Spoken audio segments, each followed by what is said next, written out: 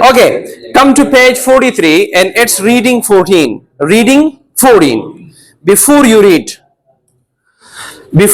or you can call it pre-reading questions. What kinds of questions? Pre-reading questions. When there are questions before reading, we call them pre-reading questions or before you read questions. Question 1 is, do you write notes to your friends? Do you write notes to your friends? Notes here you can mean it like, do you send messages to your friends? Do you write, for example, letters to your friends? You don't write actually, but you text your friends. You send messages through mobile phone to your friends, right? Well done. And question 2 is, do you suggest activities in your notes? Yes, we do. For example, you text your friend that let's play basketball, for example. Let's go to that place. Let's have a picnic. Let's go to that hotel tomorrow, for example. So you suggest activities, not through notes, but you send messages. You suggest, for example, those activities by voice messages, for example, through WhatsApp or any other media platform.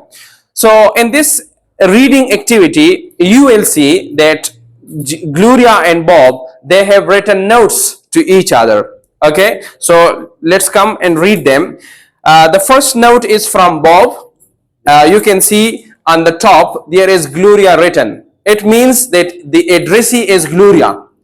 Remember, when there is a name on the top of such notes or letters, it means you are writing to that person. For example, I am writing a letter to Asad. So I will write his name on the top. And I am writing, so I'll write my name at the end. Yes. Are you getting my point? So look at the first note. Which name is on the top? Gloria. And who is at the end? Bob. So can you tell me who is the writer? Well done. And who is the receiver? Well done. And come to the second note.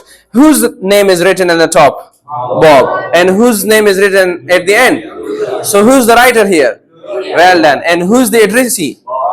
The addressee or the receiver? The person whom you are talking to. Okay, well done.